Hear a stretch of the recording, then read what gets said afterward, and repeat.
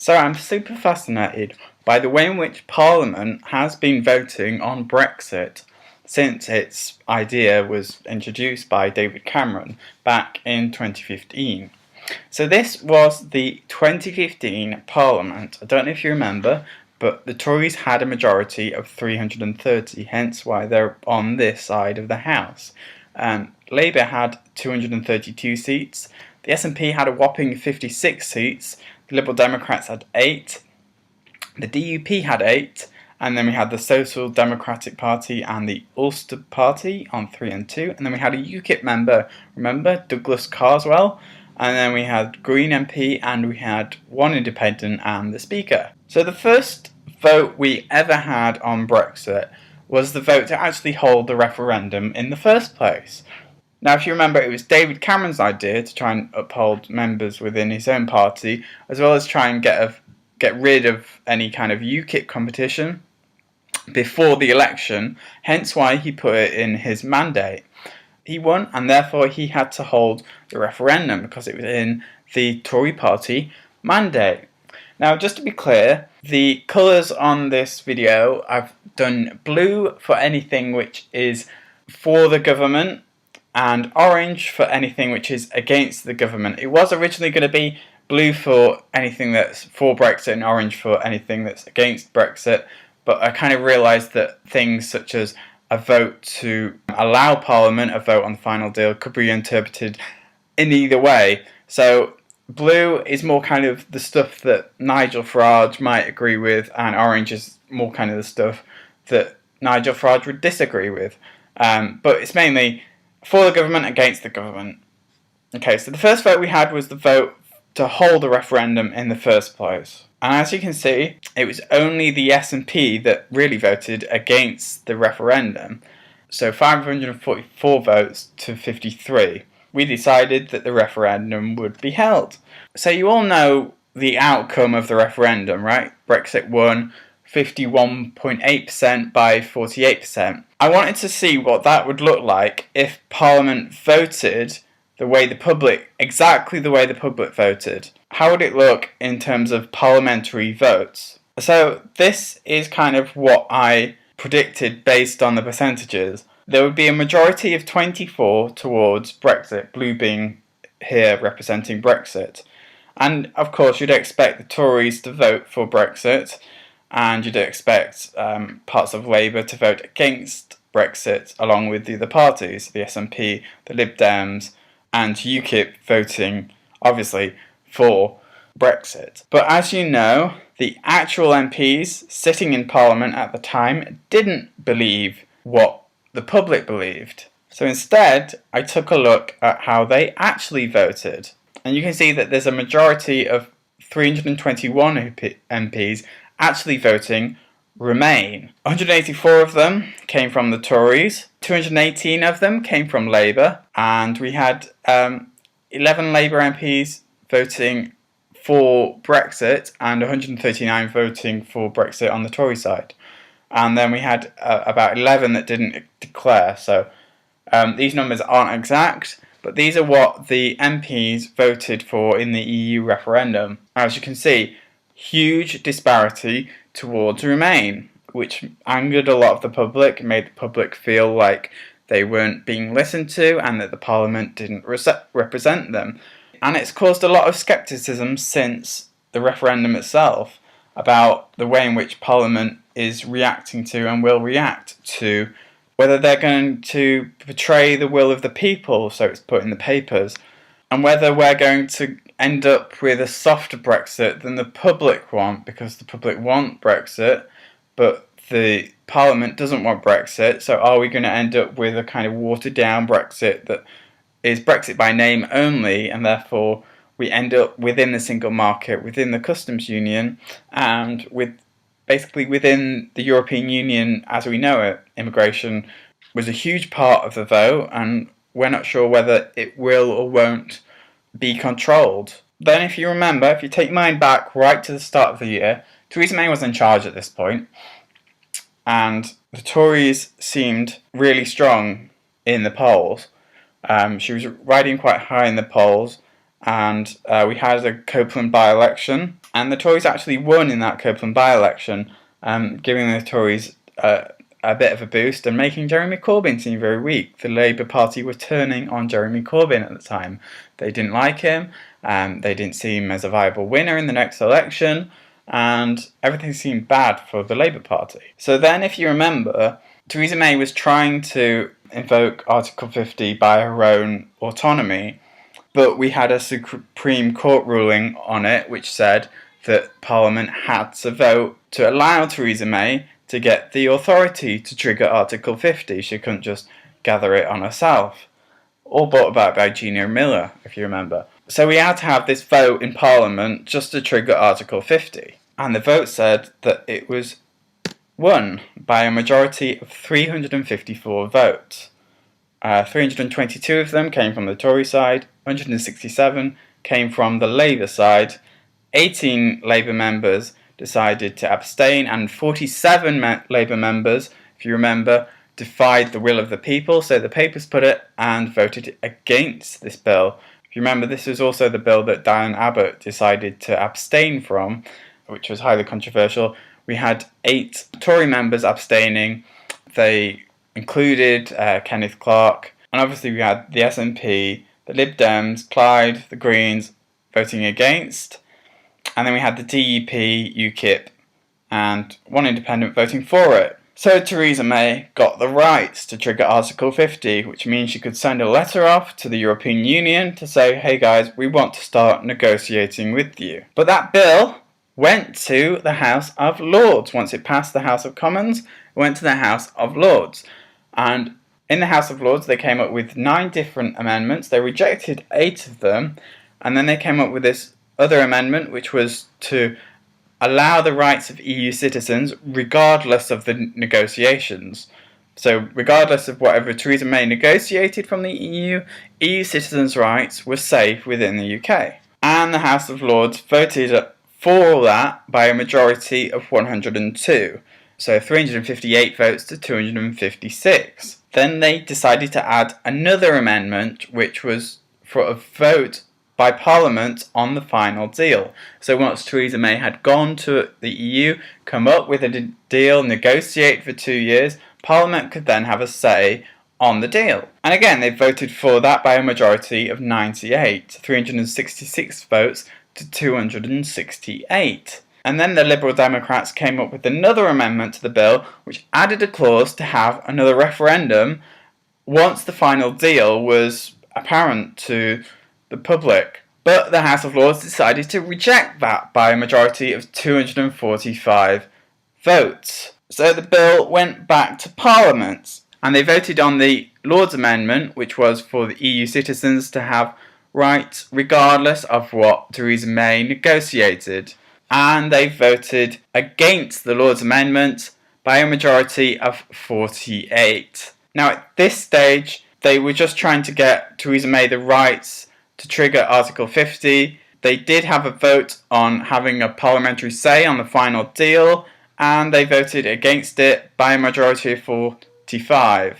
So then we had the general election 2017, and we all know how that went. Let's just remind ourselves, the general election 2015, David Cameron had a majority of 4. There are 326 is the benchmark you have to pass. David Cameron had a majority of 4. Labour had 232. The SNP had 56. The Liberal Democrats had 8. The DUP had 8. And then we had the Ulster Unionist with 2, I think. UKIP with 1. The Greens with 1. And Plaid with 3. And then 1 independent, and obviously the Speaker. So how did that change for the 2017 election? You can see that Theresa May loses a huge amount of seats. So it was expected that Theresa May would walk the election at the start of the campaign, but she didn't. She lost seats. She had 317 seats, which meant that she had to form a coalition with the DUP, who were on 10 seats, to form a majority of 327 seats. That's a very, very slim majority when the benchmark is 326. And of course that's assuming that the DUP would automatically agree with everything the Conservatives were putting forward. Now we know in future events the DUP didn't. They managed to halt the Brexit negotiations because the Northern Ireland were going to get a different deal from the UK. Now, Corbyn, seeming weak, seemed a lot stronger now because his party grew. He got 262 seats. The SNP vying for Scottish independence shrunk to 35. The Lib Dems grew a bit to 12, and then we had Plaid on 4, a Green MP on 1, and an independent on 1. I don't draw Sinn Féin in this because Sinn Féin don't take their seats. So things were in turmoil for Theresa May. Things didn't seem as strong and stable as she hoped they would, and so things looked more uncertain in passing through Parliament. So the next bill to go through Parliament was the Great Repeal Bill. Now this bill was all about repealing all the 7,000 plus pieces of legislation that we've dealt with for the past 40 years with being part of the EU, and trying to take them and put them into UK law so that we could then repeal and replace them if needed be. Now, it was controversial because Labour in particular were saying it means that the Conservatives could tamper with human rights laws and various environmental laws, and it wasn't necessarily a good thing, but it was necessary because of the amount of legislation that we had to deal with. It would have made negotiations too difficult, and therefore it was sort of like copy and paste law just to speed things up. Otherwise it would have been a much more painful process. And that won by a majority of 36.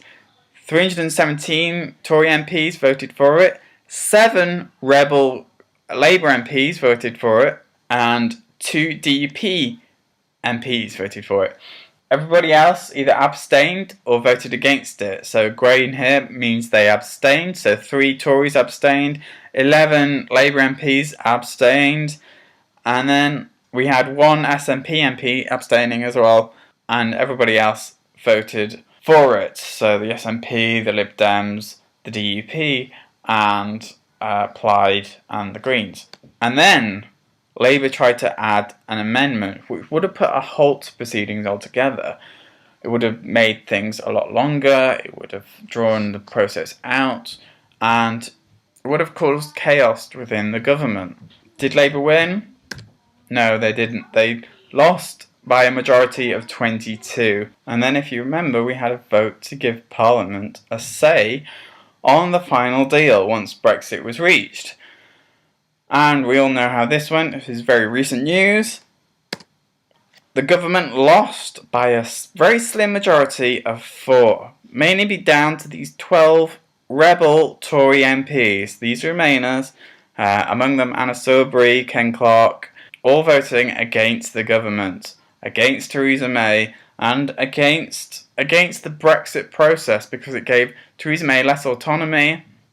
It meant that the whole process was drawn out. It means that the process is going to take longer, and it means that Theresa May has less time to negotiate now because she has to get the bill through Parliament first in order to finalise the entire deal. Tories voted for it by 294. Labour voted against it by 294. There were actually 2 rebel Labour MPs, and the whole of the DUP voted for it as well by 10. I realise that most of you aren't yellow or blue, you're not black and white. Some of you are kind of in the middle, and that's the difference between a hard Brexit and a soft Brexit. So on this slide, I'm going to compare each of the votes on a scale by percentages, and in this case I'm trying to see the trend to see if we're heading towards the full Brexit deal that Nigel Farage would fully agree with, that is, no access to the single market, immigration significantly reduced and no EU laws, etc. Or we're heading towards a kind of softer Brexit where we have full access to the single market and immigration not too dissimilar from what we have now. So the vote to have the referendum was actually voted 91% in favour. So 91% favour on the blue side. The EU referendum itself puts the public put themselves 51.8% for Brexit. Now, as you can see, it's not moving that much on the slider. The vote to trigger Article 50 was 77.5% in favour. Large percent in favour. They like throwing Theresa May under the bus, or allowing Theresa May the authority to just get on with what the public had voted for. And the third reading of that vote was voted for 80% in favour. The Lords' amendment to add EU citizens' rights was voted 58.3% out of favour with Brexit, and the Lords' amendment to add a parliamentary vote at the end of the deal was voted 57.7% out of favour with Brexit. The Lords' vote on the Lib Dem deal amendment to have another referendum was voted 71% in favour of Brexit. They really rejected that. They realised that we've had a referendum already, and we've already had our say. We also had an election in the process. Then the Commons vote on securing EU citizens' rights regardless of negotiations. Bargaining chips is the phrase that causes quite a lot of controversy, but is kind of true in how this vote turned out. And then we had the Commons vote on having a parliamentary vote at the end. This was the amendment that they were voting on, so that if they voted against this amendment, it would have given Theresa May less time to trigger Article 50. So they rejected this amendment by 53.6%, allowing the Prime Minister to trigger Article 50. And then we had the Great Repeal Bill. They voted in favour of that by 52.2%. And then we had Labour trying to stop the Great Repeal Bill, which they voted in favour of Brexit and out of favour with that. And then we had the vote on Parliament to have a vote at the end of a deal, and they voted in favour of that only just by 50.33%, out of favour with Brexit because it draws the process out longer. Now, a lot of people have said that this isn't necessarily is out of favour with Brexit because it gives Parliament a greater say. It's increasing the democracy of the vote, and therefore it's making sure that we get a good deal, because if Parliament rejects a bad deal, then that's a good thing, surely. But I put it on the yellow side because it's something that Nigel Farage doesn't like, and it's out of favour with the government. So I put all these sliders together and compared them to see what kind of Brexit, what kind of deal, and what kind of trend we're heading towards. So you can see that towards the first half of the vote, half of the year, and half of last year, things were kind of scattered about. Parliament was confused. They were fighting against each other. There was a disparity between the Lords and the Commons. There was just a need just to damn well get on with whatever we had, and there was definitely a need to not have another referendum where they felt like we've had enough referendums. But then when Theresa May had the election, and then the negotiations started getting underway, you can see a slight trend here. There's a slight curve, I don't know if you see it, heading towards the yellow side. Now, if I put a line on there, you can see that most of the dots are on the blue half of the slider. So that means that Brexit is going to happen in some way, shape or form. But what kind of Brexit, what kind of deal we're going to get, really depends on how the votes in the next future years and the trade negotiations are going to go. And you can see this trend heading towards the yellow. Does that mean we're going for a softer Brexit? I don't know. So the average, what is the average trend on the votes Parliament has had so far?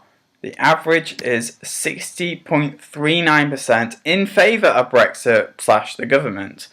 So the government still have control, they still have autonomy, and they still are in charge of Brexit. But what kind of Brexit are we heading for?